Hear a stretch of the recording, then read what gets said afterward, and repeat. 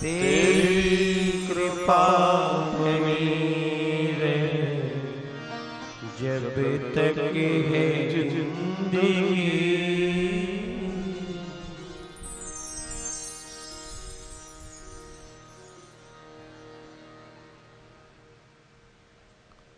संसार में महाराज दाता के सामने पहुंचने के बाद भी मांगने में भी बुद्धि का पूर्ण प्रयोग करना चाहिए। अरे लौकिक वस्तु मांगना तो बड़ा सरल है,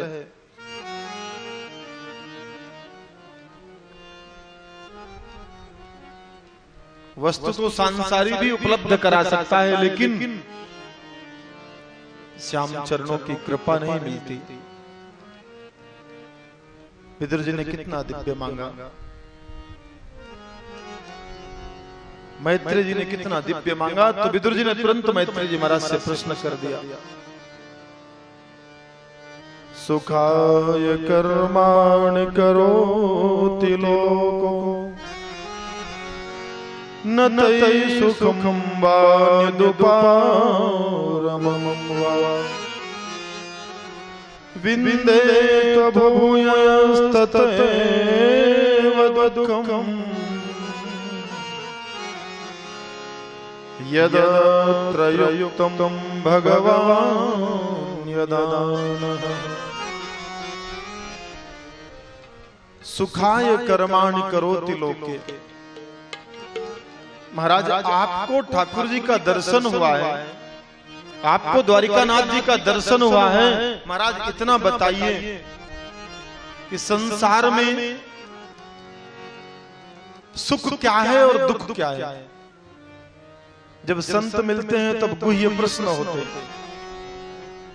सुख क्या है महाराज, अवश्य परिचय दीजिए। सुख काय दुख काय। सुखाणी कर्माणी। महाराज लोक सुख के कर्म में ही सबसे ज्यादा क्यों ध्यान देता है? मैत्रेय जी बोले, विदुर बाबा सुख का कर्म व्यक्ति भौतिक आकांक्षाओं से बंधा हुआ, माया से बंधा हुआ है,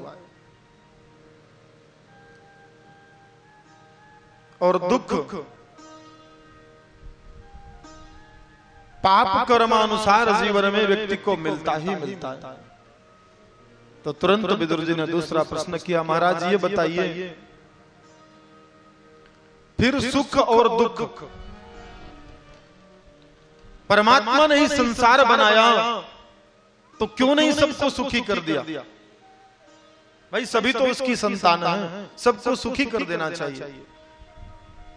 भाई कोई कोई तो बहाना मार कर बैठा है, बहाना मारते हैं महाराज ये पूरा हो जाए, ऐसा सुख हो जाए, उसके बाद आपका भजन ही करना है, ऐसा पूरा हो जाए फिर भजन ही करना है। और तो और महाराज संकल्प करके बोलेंगे बाद में भूल जाएंगे।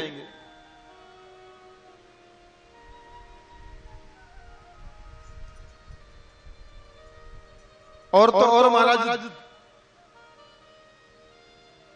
देवताओं से की हुई मन्नत भी स्वार्थ में बंधी हुई होती है। कई बार हम कहते हैं कथा में 5 रुपए का लॉटरी का टिकट 5 लाख की आशा करते हैं, 5 रुपए का प्रसाद चढ़ाएंगे। हे देव 5 रुपए का टिकट खरीद के लाया हूं, 5 लाख की लॉटरी है, लगवा दो, मेरा नंबर लग जाए, बस आपको मैं 5 टके का प्रसाद चढ़ा दूंगा। बहुत कृपा करेगा तो 5 टके में एक शून्य सिपर लगा देगा, एक शून्य लगाएगा, 50 टके। 50 टके का प्रसाद 5 लाख का सौदा। कितनी बुद्धिमानी है,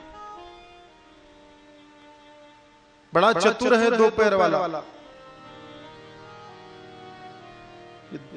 इसीलिए दो पैर वाले को संसार के चराचर जीव दो पाए वाले से सावधान रहते हैं, बहुत डरते हैं। सिंह भी इतना बलवान होता है, वो भी दो पाए वाले को डरता है। ये मानुष, ये आकार अहंकार मनोबुद्धिम करता हम इति मन्यते।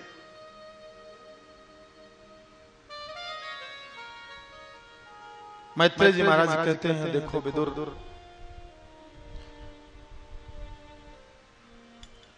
न तये सुखम बांधुपारम वा विन्देत भूतस्ततेव दुःखम यदत्र युक्तम भगवान यदानः।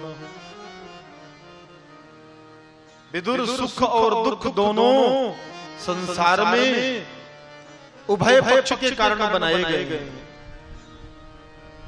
तो महाराज जब भगवान के सभी पुत्र हैं तो क्यों नहीं सब सुखी हो जाते? मैत्रेय जी कहते हैं विदुर, गीता में भगवान ने अर्जुन को कितना दिव्य उपदेश दिया है। कर्मणा जायते जन्तुः कर्मणैव विलीयते सुखम दुःखम भयं क्षेम कर्मणैवाभिपद्यते सुखम दुःखम भयं क्षेम कर्मणैवाभिपद्यते। सुख दुख योग क्षेम सब कर्म का फल है। मैं किसी को कुछ नहीं देता।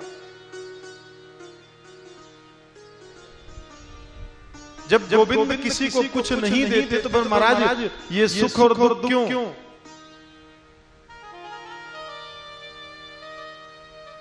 सुख और दुखी तो जो माया की गाड़ी को चलाते हैं, लेकिन अज्ञानता मानुष की यहां सिद्ध होती है कि महाराज 24 तास जिसके लिए यत्न करता है वो मिलता नहीं, और जिसे दूर भगाना चाहता है 24 तास वो बार बार आता है। जैसे तात्पर्य मनुष्य 24 तास यत्न करता है केवल सुख की आकांक्षा से, मैं सुखी हो जाऊं, पर 24 तास यत्न करने के बाद भी सुख नहीं आता। और कोई चाहता नहीं कि मैं दुखी हो जाऊं, दुख आए न चाहते हुए भी बिना आमंत्रण पत्रिका के दुख आता ही आता है। ये जानते हुए भी सब अज्ञानी बनकर क्यों जीते हैं? अरे सहज भाव तो यहां है, पराभक्ति का लक्षण है। सुख भी मुझे प्यारे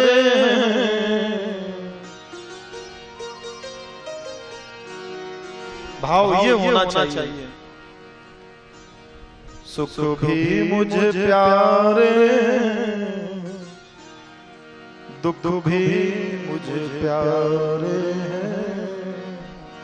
छोड़ूं मैं किसे भगवन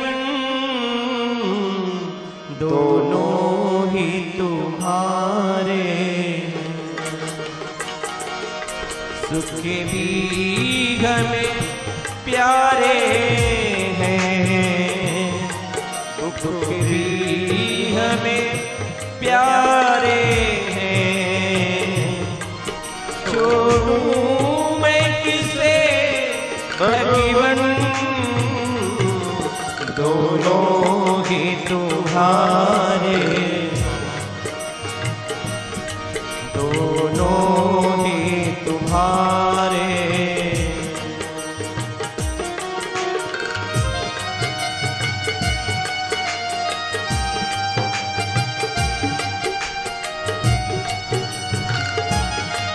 हाथ उठा के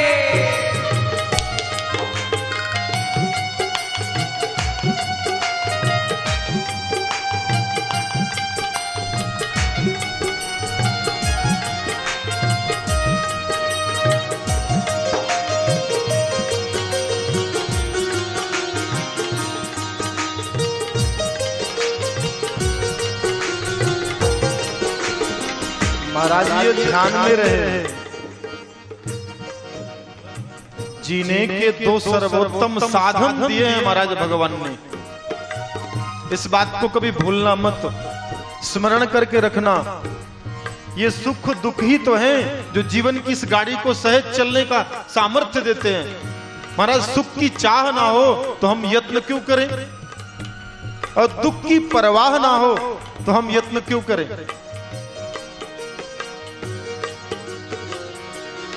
सुखी दुखी ही तो दुनिया की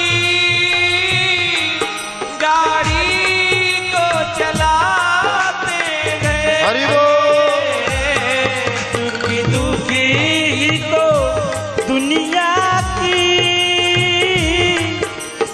हरि को चलाते हैं।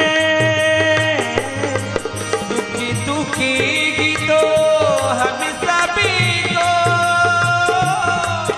इंसान बनाते हैं। सुखी दुखी तो हम सभी को इंसान बनाते हैं। इंसान बनाते हैं। हमने तो तेरे आगे ये हाथ पसारे हैं। छोड़ूं मैं किसे भगवन, दोनों ही तुम्हारे, दोनों ही तुम्हारे। हरि बोल। राधे।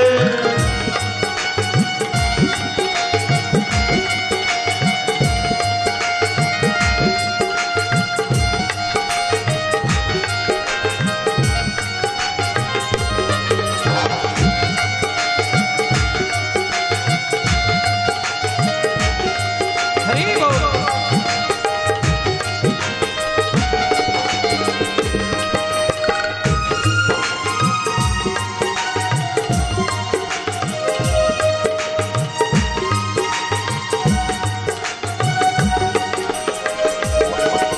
महाराज इस क्रियमान भाव को सब याद करके रखो।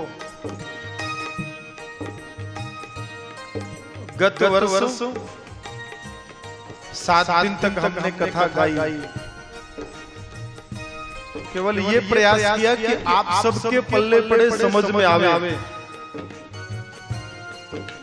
पर हमने सुना है गांव की लोक संख्या जो बहुत है, लेकिन गांव में लोग विचार करते हैं, ओहो ये तो मंदिर वालों का कार्यक्रम है, भाई हम क्यों जाएंगे कथा में।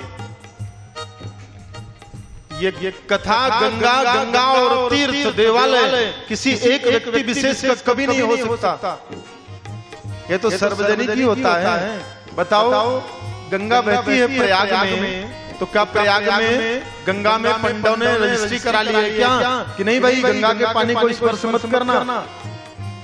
या राम मंदिर की कमेटी ने कभी राम मंदिर में दर्शन करने के लिए किसी को मना किया है क्या? नहीं। सांसारिक मनुष्य के पाप उसे भगवत कर्म की ओर जाने नहीं देते। जो पापी है वो भगवान की कथा में नहीं आ पाएगा। जो पुण्यात्मा है वो तो चलकर भागते भागते ही आएगा। और महाराज जिसे सुख की चाह है वो हरि कीर्तन अवश्य गाए, महाराज उसे सुख अवश्य प्राप्त होगा। और भजन का भी यही सार है। चाहते हैं कि दुख भाग जाए, तो दुख भगाने के लिए आपका सामर्थ्य दुख आपके दुख को भगा नहीं सकता। ये ध्यान में रहे। परमात्मा की जब शरणागति धारण कर लेंगे तो महाराज सहज ही वो दुख भगाने में सामर्थ्यवान है। वो पांडुरंग दुखी तो जाते ही जाते हैं उसके दरबार में। क्यों जाते हैं सभी? केवल यही भाव लेकर जाते हैं कि महाराज आप तो परम आनंद का सागर हैं, मेरे घर की व्यवस्था में भी पूर्ण आनंद भर जाए। तो महाराज सुख और दुख की इस क्रिया को अपनी स्मरण शक्ति से परे रखना। और जैसा आए सुख न चाहते हुए भी दूर भागता है, और दुख न चाहते हुए भी आता ही आता है। तो उपाय क्या करना चाहिए? सुखी में सुमिरन, दुखी में सुमिरन सभी करे। हरि बोल। सुख में करे न कोई, जो सुख में सुमिरन करे तो दुख काहे को। हरि बोल। ताली जाके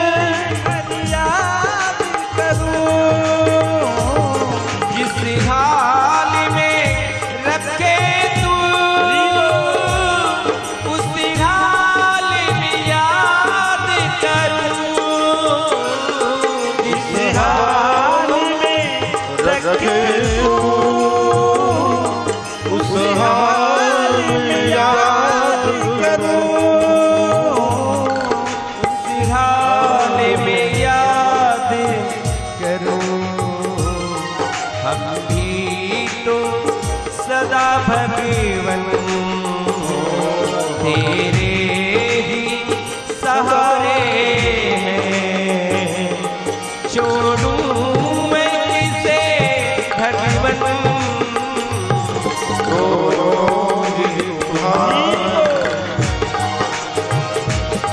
दोनों ही तुम्हारे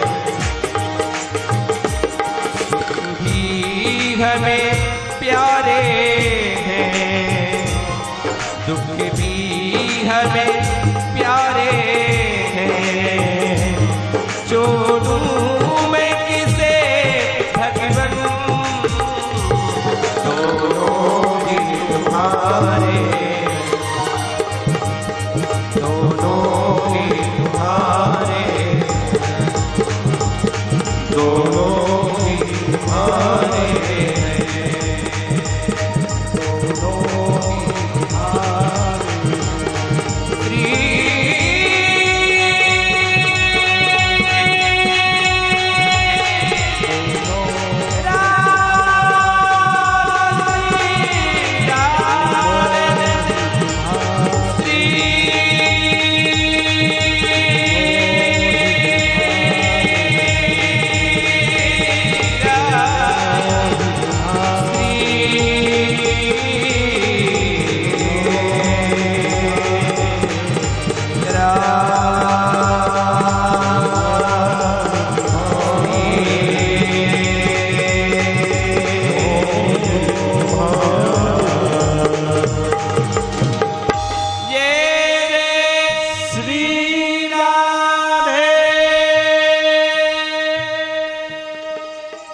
सब साथ में बोलो तभी कथा आगे बढ़ाएंगे। ये तो कथा यही विराम कर देंगे।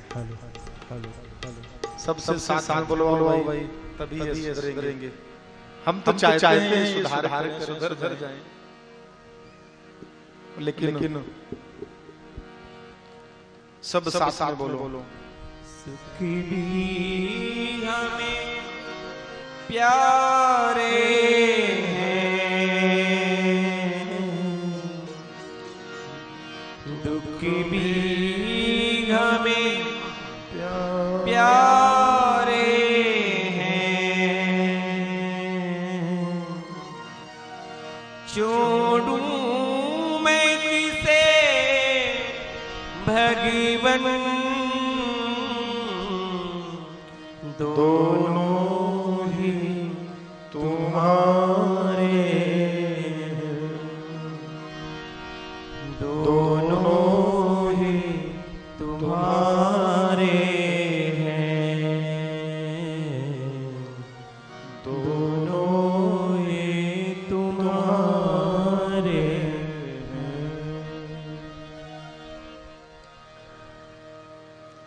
हे गोविंद, सुख भी आपका और दुख भी आपका, आपकी मर्जी है। जैसा रखो वैसा ही रहना पड़ेगा, चाहे दुख में रखो चाहे सुख में रखो।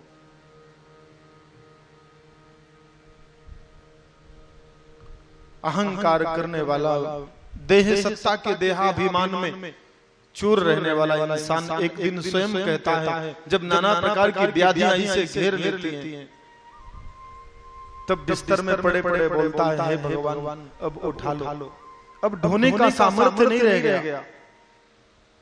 अरे इसी काया को एक दिन कितने गर्व से सजाता है, और बाद में इसी काया को जानता है कि संसार मेरा नहीं है, संसार छोड़ना ही छोड़ना है।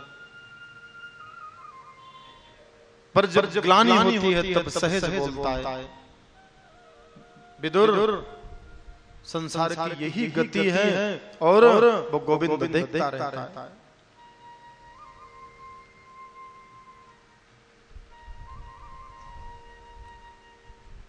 मैत्रेय जी महाराज ने सृष्टि का वर्णन किया। महाराज पांच तत्व, तीन गुणों का प्राकट्य हुआ, सतोगुण, रजोगुण और तमोगुण। तीन गुणों के अधिष्ठाता देव, सतोगुण के विष्णु, रजोगुण के ब्रह्मा और तमोगुण के भगवान महादेव। त्रिगुणात्मक ये सृष्टि 5 तत्वों में बदल जाती है। अग्नि, वायु, तेज, जल, आकाश, 5 तत्व स्वयं से क्रिया करते हैं। 5 तत्व क्रिया करते रहते हैं सहज। अगर 5 तत्व क्रिया न करें तो सेती में डाला हुआ बीज भी अंकुरित न हो। तत्व स्वयं क्रिया करते हैं, उसमें हमारा आपका कोई सामर्थ्य नहीं।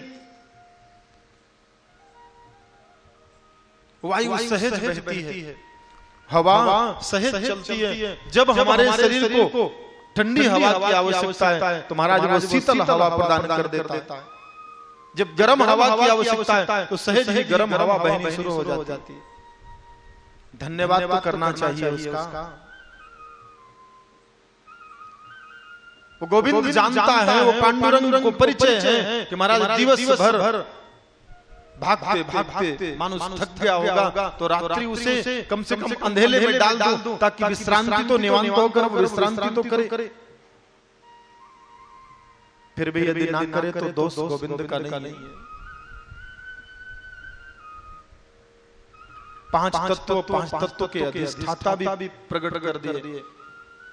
मातृगर्भ के दिव्य क्रिया का वर्णन किया।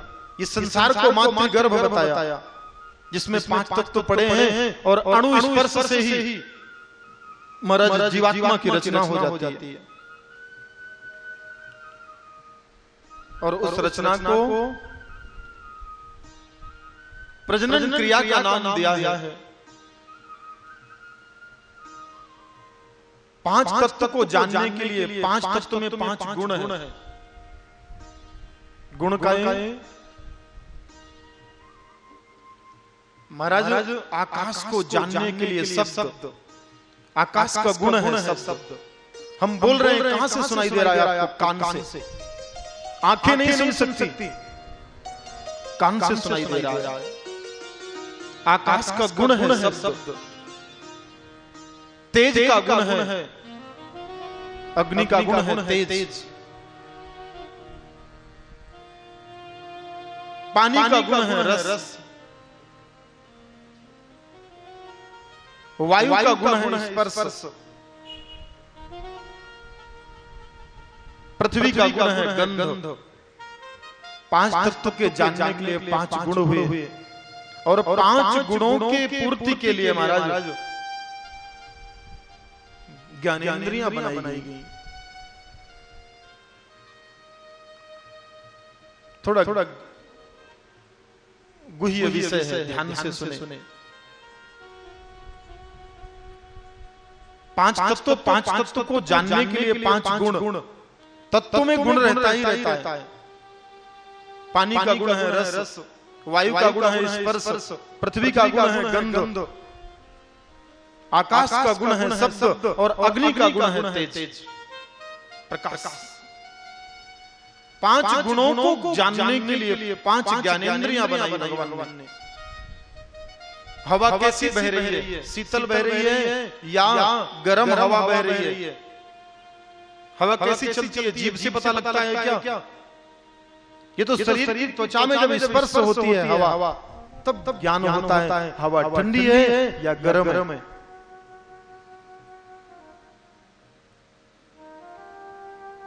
तो वायु के जानने के लिए त्वचा, शब्द के जानने के लिए कान, तेज के जानने के लिए नेत्र और रस को जानने के लिए जिह्वा। मुंह में जिह्वा होती है ना, वो रस को जानने के लिए स्वाद कैसा है, मीठा है, खट्टा है, सिर से डाल दो पता लगेगा क्या? जैसे जीभ में स्पर्श हुआ सहज ज्ञान हो जाएगा कि ये मीठा है, ये मधुर है, ये कड़वा है, मालूम हो जाएगा। तो रस के जानने के लिए जिह्वा और गंध के जानने के लिए नाक में पट्टी लगा दो, फिर चाहे जितनी सुवास आए चाहे दुर्गंध आए, ज्ञान हो सकता है क्या? लेकिन सुवास का और दुर्वास का ज्ञान भी इस नाक से ही होगा। पर ये तब तक निर्जीव है जब तक इनमें इन इंद्रियों का देव विराजमान नहीं होता। आंख ये नहीं, आंख में जो देखने की शक्ति है वो आंख। बहुत से लोग ऐसे हैं, आंख तो बड़ी बड़ी मोटी मोटी आंख है, लेकिन फिर भी अंधड़ा है। देखा है ना बहुत से लोगों को, मोटी मोटी आंख है लेकिन पत्थर की लगी है। चलो ठीक है, भगवान ने आंख दे दी है, फिर भी मोटा मोटा ग्लास का चश्मा लगाता है। आंख ये नहीं, आंख में जो देखने की शक्ति है वो आंख, कान में जो सुनने की शक्ति है वो कान। बहुत से लोगों को देखा महाराज, कान तो बड़े बड़े सूपे जैसे, लेकिन बहरा है, बधिर है, सुनाई नहीं देता। विचार करो, अगर कान में ही वो शक्ति है तो सुनाई देना चाहिए ना।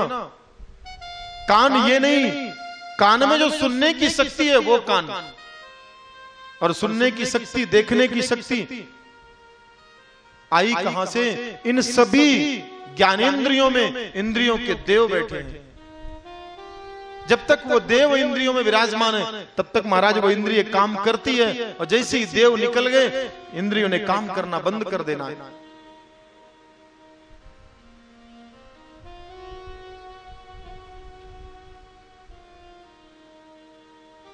पांच ज्ञानेंद्रियां बनाई, ज्ञानेंद्रियों के संचालन के लिए पांच कर्मेंद्रियां बनाई, दो पैर।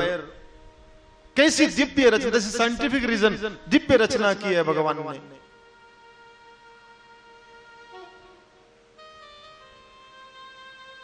ऐसी अद्भुत रचना की है कि महाराज इसका गुणगान कहां तक करेंगे।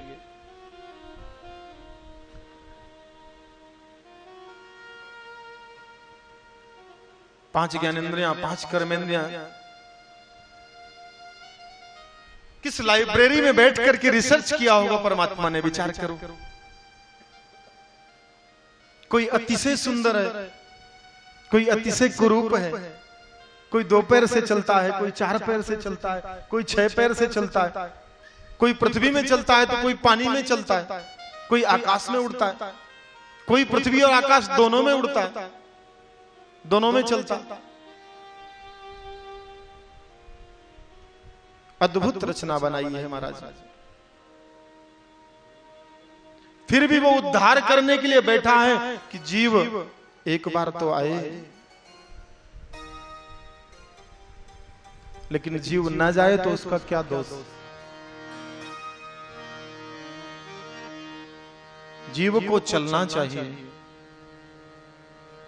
जीव की सदगति, इंद्रियों का सामर्थ्य, इंद्रियों के साफल्यता के लिए महाराज तीर्थ, धाम, दान, तप, यज्ञ, क्रिया आदि सब इंद्रियों की साफल्यता के लिए है। आत्मा की सफलता के लिए आत्मा is president, not prime minister. देह सत्ता इज कैबिनेट, देह सत्ता कैबिनेट मंत्रालय। मन इज वित्त, बुद्धि इज शिक्षा, अहंकार इज सुरक्षा, चित्त इज स्वास्थ्य। कितना गौरवपूर्ण रचना की है। मंत्रालय है ना हमारे भारतीय संविधान का, 5 का कैबिनेट होता है पहले, तब प्रधानमंत्री शपथ लेते। पंत प्रधान शपथ लेने के लिए शपथ समारोह में उपस्थित रहते, लेकिन पहले 5 का कैबिनेट शपथ लेता है। स्वास्थ्य, शिक्षा, सुरक्षा, वित्त एंड गृह, ये 5 का कैबिनेट है। उसी तरह देह सत्ता का भी 5 का कैबिनेट है। मन इज वित्त, चित्त इज ग्रह, अहंकार इज सुरक्षा। सुरक्षा की आवश्यकता सीधा परिचय अहंकार से ही है। विचार कर लो भाई, हथियार की आवश्यकता उसी को पड़ती है, या वो डरता है या वो दूसरे को डराना चाहता है। 2 ही सूरतें हैं हथियार रखने की, तीसरी कोई आवश्यकता नहीं। तो देश में सेना की जरूरत भी उसी के लिए है। अहंकार, सीधा परिचय अहंकार का है सुरक्षा से। जैसे कैबिनेट ने शपथ ली तो महाराज पंत प्रधान शपथ लेने के लिए खड़े हो जाते हैं। तो प्राण इज प्राइम मिनिस्टर, इस देह मंत्रालय का प्राण प्रधानमंत्री है, पंत प्रधान है। लेकिन आत्मा is president, not prime minister. आत्मा राष्ट्रपति है, तटस्थ है, आप बुरा कर्म करोगे, आत्मा पहले निर्णय देगी, नहीं भाई ये शोभायमान नहीं, ऐसा मत करो। ऐसी अद्भुत रचना है।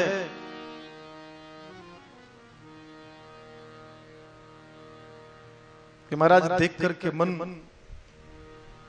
विचार ना करे, कैसा आकर्षण बनाया है। मतलब लुभाने के लिए, जीवात्मा को फंसाने के लिए माया का ऐसा दिव्य अद्भुत मेला लगाया है कि महाराज माया आकर के जीवात्मा को घेर लेती है और ईश्वर अंश जीव अविनाशी, चेतन अमल सहज सुख राशि, भूमि परत भा ढाबर पानी, जिमी जीव ही माया लिपटानी। माया ऐसे घेरती है कि महाराज जीव फिर मुक्त नहीं हो।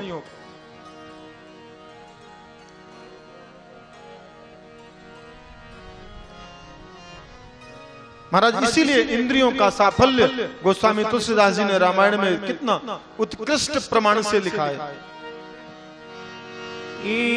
ईश्वरियन से जीव अविनाशी, ईश्वरियन से जीव अविनाशी, ईश्वरियन से जीव अविनाशी, ईश्वरियन से हरि बोल। जीव अविनाशी, सहज समर सुख राशि, सहज सुख राशि, बूंदे परते भा धावार पानी, भूमि पर तेरा ढाबर पानी, बूंदे परते भा धावार पानी, भूमि पर तेरा हरि बोल। ढाबर पानी, जिमे जीव ही माया लिपटानी, जिमी जीव ही माया लपटानी, जिमे जीव ही माया लिपटानी। ईश्वर अंश जीव अविनाशी। अरे ये जीव चराचर तो महाराज ईश्वर का अंश है और संपूर्ण इंद्रियों का साफल्य तब तक है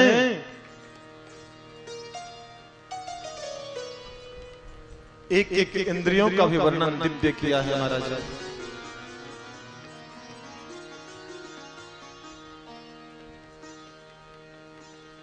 उपकार तो आपका हम मानते हैं, कम से कम आप अनुसरण करेंगे।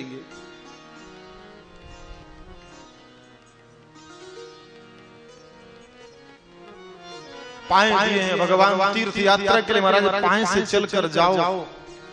अहंकार से भरा हुआ ये सिर भगवान के चरणों में अवश्य झुकाओ, नमस्कार करो। इस सिर का भी सार्थक परिणाम सामने आएगा। जिन्हें हरि कथा सुनी नहीं गाना, जिन्हें हरि कथा महाराज इंद्रियों का भी तब तक साफल्य नहीं है। ये कान किस लिए दिए हैं गोविंद ने? कथा श्रवण के लिए। पहली भक्ति है महाराज, ये कान दुनिया के प्रपंचिक चर्चा सुनने के लिए नहीं है। और आजकल महाराज कहीं दूर अगर प्रपंच की चर्चा हो रही है ना, हरि कीर्तन में कान नहीं जाएंगे। और अगर कहीं पर फिल्म का दिव्य सॉन्ग लगा हुआ है, कौन कौन से पता नहीं बेवड़े लोग गीत बना के रखते हैं भगवान। अगर लगा हुआ है तो महाराज कान उधर लेकर जाएंगे तो कान का साफल्य तब है। और यहाँ तक तुलसीदास जी ने लिख दिया है रामायण में कि जिन कानों ने हरि कथा का श्रवण नहीं किया तो महाराज वो केवल एक गुफा के समान है। कंदरा होती है ना पर्वत में गुफा, उस गुफा के समान है। तो वहां जाकर कौन रहते हैं? बड़े बड़े जंगली जानवर भीतर मलमूत्र का त्याग करते हैं। जिन्हीं हरि कथा सुनी जिनी हरि कथा सुनी नहीं गाना, श्रवणे रंधे अहि भवने समाना,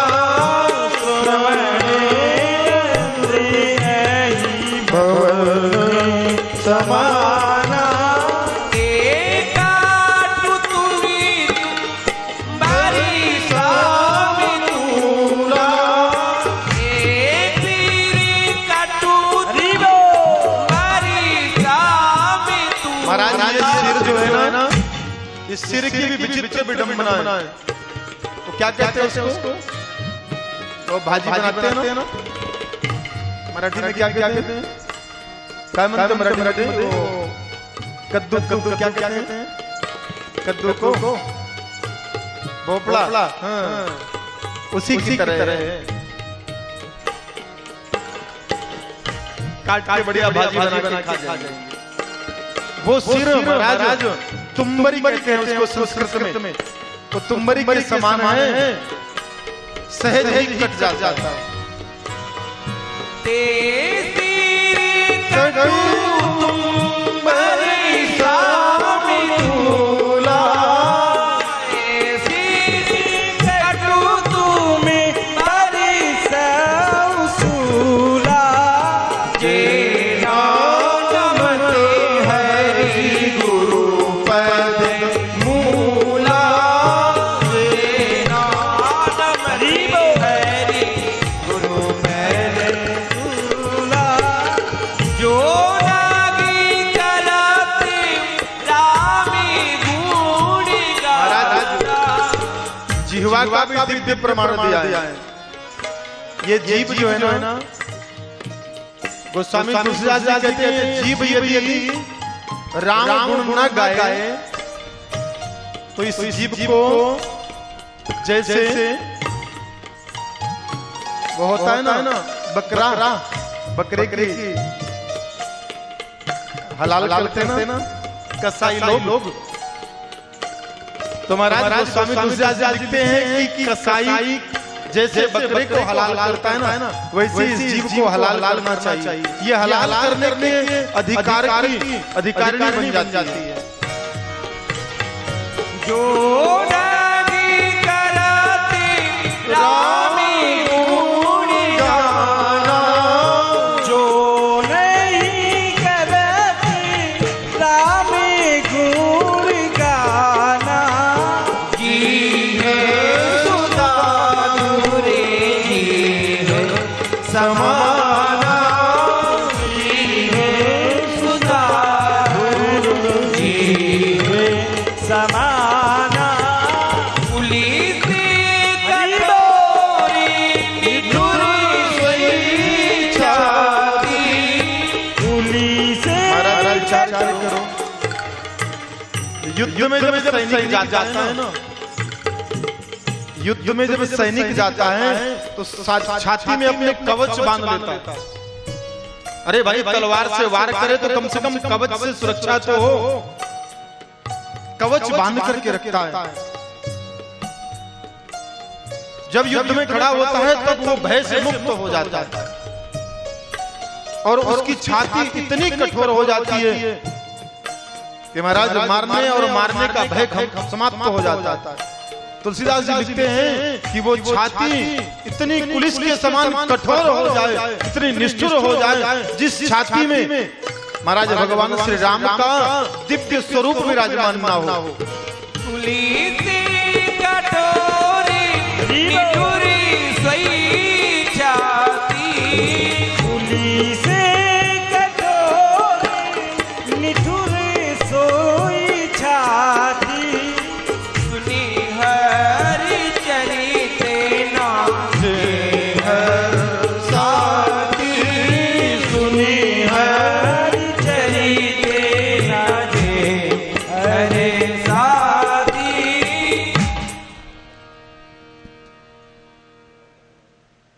महाराज इस हृदय मंदिर में भगवान को अवश्य बिठाओ। कुलिस कठोर निठुर सोई छाती, जिन हरि दरस रे है साथी। महाराज भगवान के उस गुणानुवाद का श्रवण मात्र से वो छाती, वो हृदय जो हर्षित ना हो, उस हृदय का कोई मोल नहीं।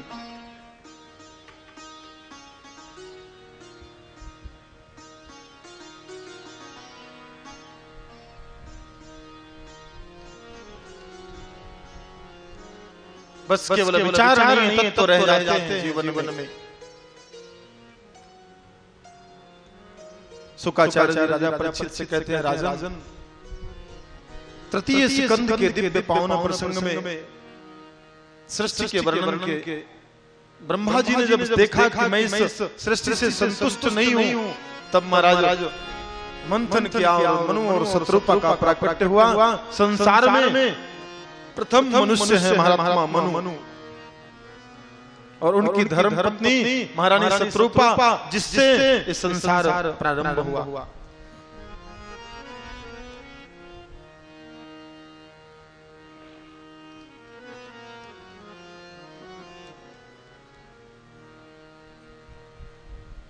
मनुष्य जो प्रकट हुआ वही तो मानुष। हमारे मुस्लिम बंधु कहते हैं बाबाए आदम, और क्रिश्चियन भाई कहते हैं यीशु, यहूदी कहते हैं महात्मा बुद्ध, बौद्धिज्म के अधिष्ठाता कहते हैं महात्मा बुद्ध। लेकिन आदि अनादि यदि है कोई तो महात्मा मनु। तभी तो सनातन धर्म अस्मिन् भारतवर्षेषु चतुर्वर्णानाम आश्रमाणाम, चारों वर्ण, चारों आश्रम, चारों धर्मों में सर्वश्रेष्ठ यदि कोई धर्म है तो वह है सनातन धर्म। हम आप सब सनातन धर्मावलंबी हैं। ऐसी विचित्र सनातन धर्म की गाथा है कि महाराज अपने आप धर्म वाले खींच लेते।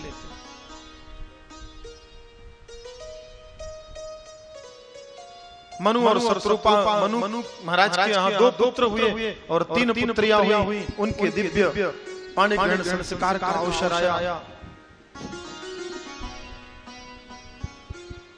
मनु महाराज के दोनों पुत्रों के नाम बड़े पुत्र थे महाराज प्रियव्रत, छोटे पुत्र थे उत्तानपाद जी के वंश में ऐसे दिव्य भगवत भक्त का प्राकट्य हुआ।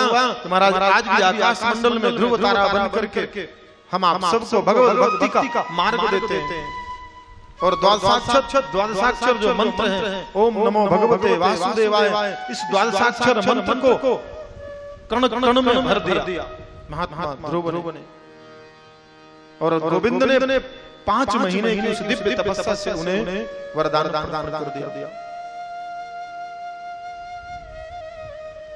पुत्रियों में महाराज 3 पुत्रियां हैं। बड़ी बेटी का नाम था उनके आकुति, दूसरी बेटी का नाम था प्रसूति, और तीसरी का नाम था देवहूति।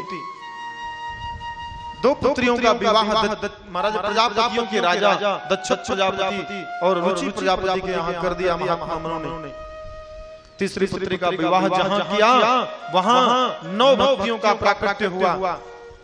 और 9 भक्तियों के प्राकट्य के बाद उन्हीं के महारानी देवहूति के ही गर्भ से भगवत कृपा से स्वयं भगवान कपिल का प्राकट्य हुआ। बोलिए कपिल भगवान की जय। महाराज सांख्य शास्त्र का प्रचार प्रसार महात्मा कपिल ने किया।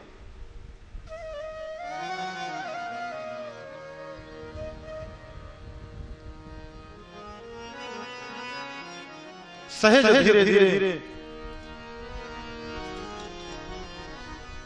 9 भक्तियों का विस्तार जो हुआ, उस विस्तार में आज सब भक्त लोग गाते रहते हैं। 1 से लेकर 2, 3, 4, 5, 6, 7, 8, 9 में से किसी एक का अनुसरण करो, महाराज गोविंद अवश्य मिलते हैं।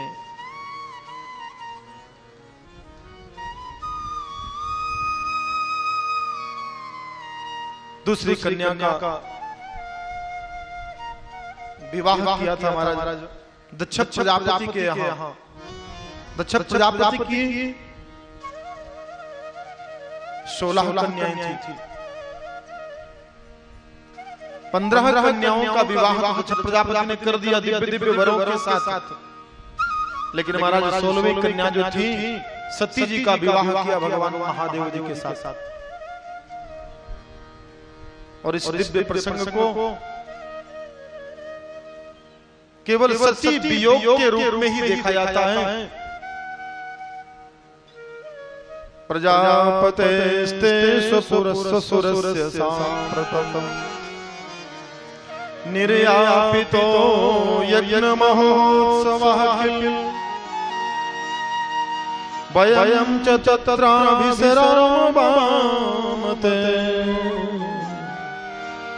यद्यर्चितामि विबुधा प्रजयन्ति। महाराज सती जी ने भगवान महादेव से आज्ञा ली। भगवान महादेव जानते थे कि सती यदि गई तो सती का अवश्य देहावसान होगा, लेकिन भगवान महादेव रोक नहीं सके। क्यों? तमोगुण के अधिष्ठाता हैं भगवान महादेव ही मृत्यु के स्वामी हैं। सती जी को आदेश कर दिया। सती जी जाकर के पिता के यहाँ देखा, कतहु न दीख संभकर भागा। महाराज जब सती जी ने देखा कि मेरे भगवान महादेव का कहीं यज्ञ मंडप में कोई स्थान नहीं, कोई आसन नहीं, महाराज क्रोध से अंगार हो गई। और अंगार होने के बाद पिता से बड़ी जोर के आवाज में युद्ध की तरह महाराज वाचन किया। अरे पिता से आपको तनिक भी लज्जा नहीं आई? भगवान महादेव के उस दिव्य स्वभाव को, दिव्य स्वरूप को आप कैसे समझेंगे? और महाराज पिता को ऐसे ही गालियां देते देते सती जी ने अपने प्राणवायु को हृदयस्थ हृदयंगम किया, ब्रह्म में समाहित किया। और महाराज धड़ाम से अग्निकुंड में छलांग लगा गई। महाराज तीनों लोकों में हाहाकार व्याप्त हो गया। अग्नेश्वाय नमः। उधर महाराज स्वयं देवगुरु बृहस्पति अग्नेय स्वाहा बोल गए। अब तो जैसे सती जी हवन में गई, महाराज सारे देवगण वहां से यज्ञ मंडप छोड़कर भागे कि भगवान भूत भाव से कौन बचाएगा। महाराज भूत भाव अत्यंत क्रोध में भरे आकर के सारे देवताओं ने भगवान की स्तुति की। नागम ब्रजेश बालानां वर्णनेनानु चिंतये। सारे देवताओं ने ब्रह्मा जी को लेकर महाराज स्तुति करी। हे भगवान भूत भावन वंदे देव उमापतिं सुररुरुरुं वंदे जगत्कारणं वंदे पन्नगभूषणं मृगधरं वंदे पशूनां पतिं वंदे सूर्य शशांक वन्निनयनं वंदे मुकुंद प्रियं वंदे भक्तजनाश्रयं च वरदं वंदे शिवं सशंकरं गंगाधररमणीयजटाकलापं गौरीनिरन्तरविभूषितभागम् नारायण प्रियमनगमदापहारं वाराणसीपुरपतिं भजे विश्वनाथं। स्वयं ब्रह्मा जी महाराज स्तुति करते हैं हाथ जोड़कर। भगवान भगवान जब क्रोध में भर जाते तो महाराज तीसरा नेत्र खुलने की केवल देर रह गई। ब्रह्मा जी समझ गए तीसरा नेत्र खुला, त्रिनेत्र का यदि तीसरा नेत्र खुल गया तो महाराज संपूर्ण सृष्टि जो मैंने बनाई है, जो मैंने रचना की है, प्रलय हो जाएगा। इसलिए ब्रह्मा जी ने स्वयं अग्नि, वरुण, इंद्र आदि देवताओं आगे करके भगवान की स्तुति करी। शांताकारं शिखरि शयनं नीलकण्ठं सुरेशं विश्वाधारं गगनसदृशं शुभ्रवर्णं शुभांगं गौरीकान्तं त्रितयननं योगिर्ध्यानगम्यं वन्दे शम्भुं भवभयहरं सरललोकैकनाथं सरललोकैकनाथम् ॐ शिव परात् शिव ओंकारात् शिव तव शरणम् ॐ शिव परात् शिव ओंकारात् शिव तव शरणम्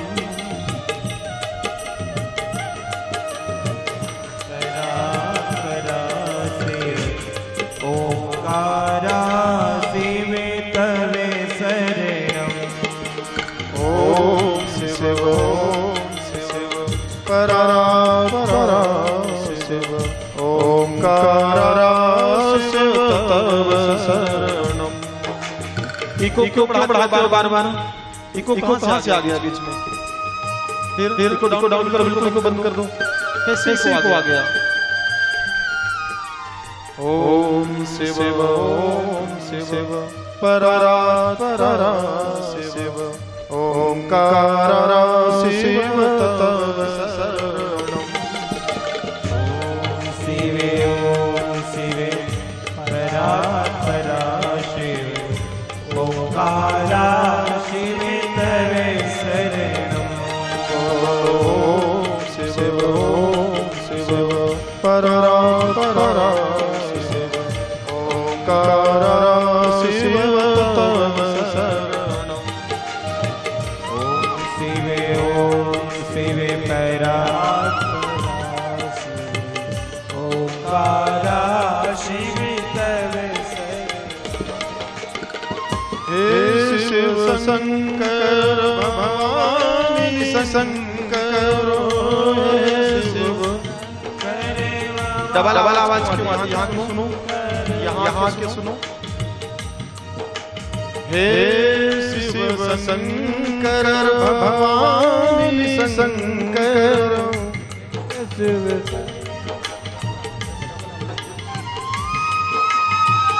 हे शिव शंकर भवानी शंकर हे शिव शंकर भवानी शंकर उमा महेश्वर तव शरणम्। उमा महेश्वर तव शरणम्। बोलो शिव परात् शिव ओंकारात् शिव तव शरणम्।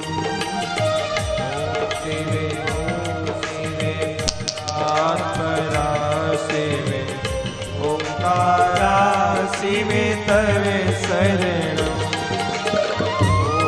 शिव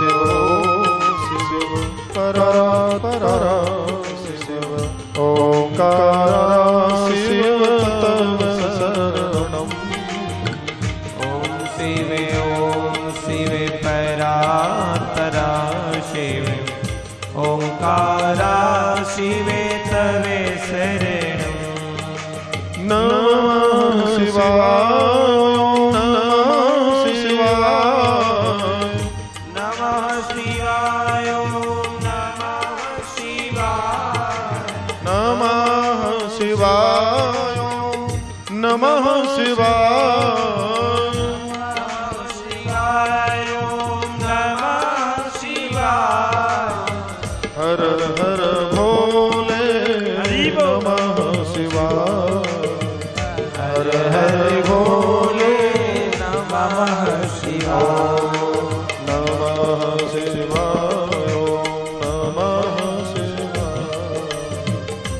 हर हर भोले नमः शिवाय। नमः शिवाय नमः शिवाय। हर हर भोले नमः शिवाय।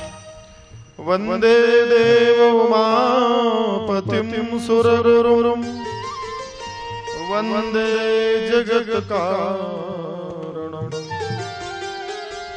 वंदे पन्नगभूषणं मृगधरं वंदे पशूनां पतिं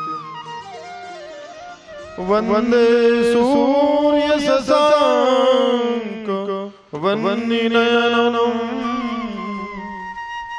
वंदे मुकुंद प्रियं वंदे भक्तजनाश्रयं च वरदं वंदे शिवं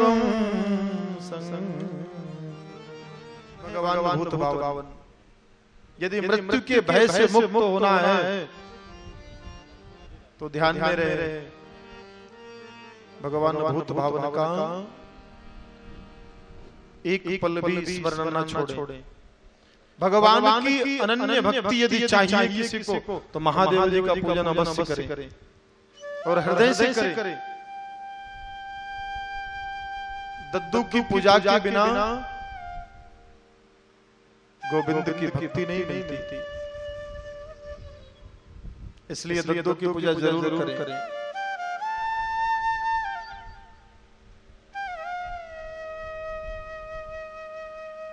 नागं त्वयोदितं शोभनमेव शोभने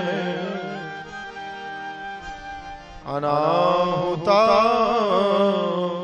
अप्यभियन्ति बन्धुषु ते यनुपत्यां विपदो न संयोगो बलीयसानात्ममयेन साक्षिणः बलीयसानाममयेन